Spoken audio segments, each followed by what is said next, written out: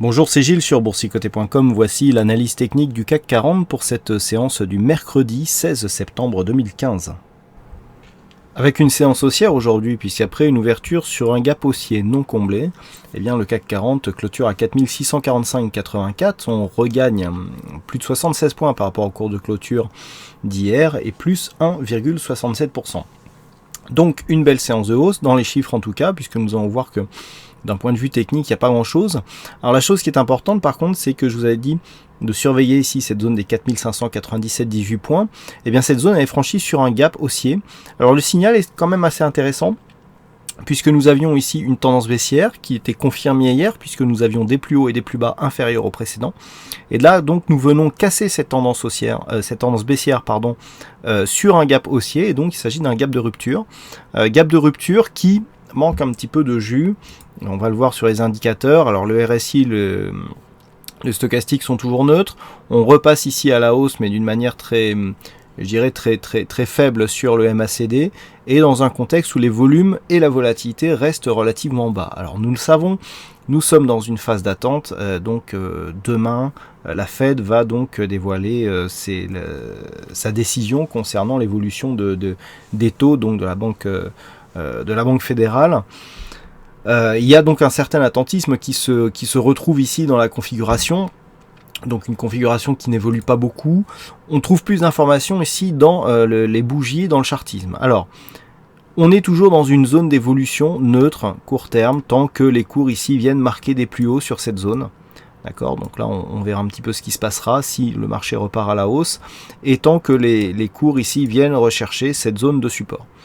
Voilà, on est neutre, on est dans un range. Alors certes, on a ici un signal avec un gap haussier, avec des cours qui reviennent ici sur la moyenne mobile 20 exponentielle. Lorsque l'on regarde bien, que se passe-t-il? On a des cours ici qui viennent à peine tester cette moyenne mobile.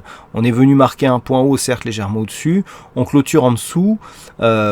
On a eu un contact précédent, le contact ici est en dessous. Pour l'instant, il n'y a rien de fait. On vient au contact d'un moyenne mobile. Tout va se jouer sur la prochaine bougie. Et ça tombe bien, eh bien cette bougie, elle interviendra sur la décision de la Banque centrale américaine.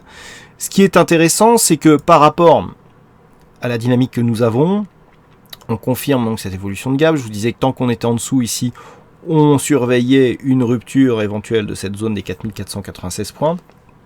Tant que l'on est au-dessus de cette zone, et on voit que la zone des 4598 est restée significative, eh bien désormais on va regarder un peu plus vers le haut, ici aux alentours des 4686 points, 4680 points. Une éventuelle rupture serait assez intéressante dans le sens où elle redonnerait un petit peu de dynamique haussière. Mais il faudrait vraiment, pour parler de retournement, dépasser cette zone de point haut. Cette zone de point haut qui se situe à 4733. Deuxième quand même bonne nouvelle, c'est que sur des tendances baissières ou des dynamiques donc qui donnent des signaux de continuité, ce que l'on attend c'est une progression. Lorsque l'on regarde ici du point de vue des points bas, on a eu ce point bas-ci, on est revenu chercher ici la moyenne mobile 20 exponentielle et pas de nouveau plus bas. Je dirais que même si on ne considère que la partie ici, on revient pour l'instant entre deux contacts avec des points bas qui sont de plus en plus hauts, puisque le premier point bas avant le contact c'est celui-ci, le point bas entre les deux contacts c'est celui-ci. Et ce que l'on peut voir, c'est que eh bien, les points bas sont haussiers ici. Donc ça peut être un élément intéressant. Non plus, il n'y a pas eu de contact sur la bolle inférieure entre ces deux contacts sur la moyenne mobile 20 exponentielle. Donc tout ça va dans le sens d'une neutralisation, mais peut préparer ici un retournement de tendance. Le retournement de tendance, je le rappelle, ne sera validé que sur une rupture haussière de cette zone des 4733 points. Donc pour demain, les zones à surveiller, dans le cas d'une poursuite du mouvement haussier. Alors, il y a peu de probabilité que l'on sorte avant 20h, donc pour la séance de demain, ça devrait être encore relativement neutre. Toutefois, si une anticipation de la décision de cette politique de taux venait à se faire, ou s'il y avait des fuites, etc., dans le cas d'une rupture ici de cette zone, certes, il y aurait un signal de sortie de cette évolution neutre, mais la tendance haussière ne serait validée que sur un dépassement de ce point haut significatif à 4733 points. Tant qu'on est sous cette zone, il n'y a pas de dynamique haussière court terme. À la baisse, on est toujours sur la même zone. Rupture ici des 4496 points, eh bien on aurait éventuellement un signal de poursuite baissière, puisqu'il y aurait dans ce cas-là bol inférieur, retour ici sur moyenne mobile 20 exponentielle, et on se dirigerait vers un deuxième contact, bol inférieur. Bon, les points de validation d'une continuité sont beaucoup plus bas, mais on l'a vu, la dynamique peut grossir assez rapidement. Donc, à surveiller ici, 4000, alors, dans un premier temps, donc toujours cette zone centrale, 4598 points. Dans le cas d'une rupture, donc, retour sur cette zone des 4496-97 points. Sur une rupture haussière, premier élément ici, 4680, puis 4733 points. Voilà ce que l'on peut dire donc sur cette analyse technique du CAC 40. On a tout de même une petite préférence haussière au vu de cette configuration. Et c'est ce que, au niveau du fixing, donc c'est la vague qui gagne cette session. Et aujourd'hui, comme le site refonctionne un peu mieux, j'ai pu un peu plus travailler sur les prévisions sur le lendemain. Alors, on a des statistiques, c'est intéressant, puisque je vous annonçais un gap de rupture tout à l'heure. Vous n'êtes pas sans savoir qu'il y avait un webinaire de formation gratuit sur le site YouTrading qui traitait justement des gaps de rupture. Et je disais dans ce webinaire que lors d'un gap de rupture, on avait plus de probabilité d'avoir une poursuite de mouvement dans le sens du gap qu'un comblement. Eh bien, c'est exactement ce que nous disent les statistiques. Alors, du point de vue de la statistique pour la prochaine bougie, on a un pourcentage d'évolution à 48% haussière. Alors pourquoi je vous dis 48% haussière et pas 52% baissière?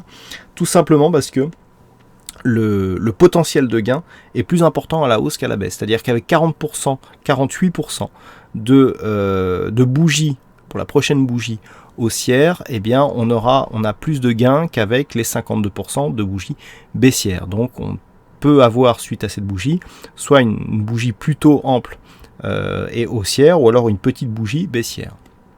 Sur les évolutions à 5 jours. Là par contre c'est différent, on est plutôt sur une probabilité qui serait... alors c'est assez partagé, mais on a a priori un peu plus de potentiel à la baisse. Alors les résultats ne sont pas tout à fait terminés, il y a encore quelques optimisations à faire, mais bon voilà, il y a vraiment une probabilité dans les deux, donc il va vraiment falloir que j'affine les statistiques. Des fois c'est très facile, mais là ça a l'air assez compliqué à dépouiller.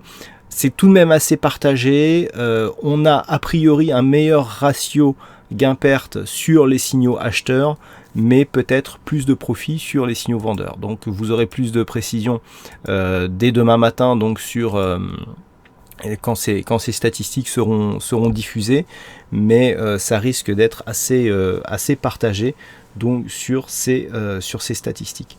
Voilà ce que l'on peut dire donc sur cette analyse technique du CAC 40. Bonne soirée, bonne chance dans vos prochains trades, et on se retrouve donc dès demain pour d'autres analyses techniques sur le site boursicoté.com.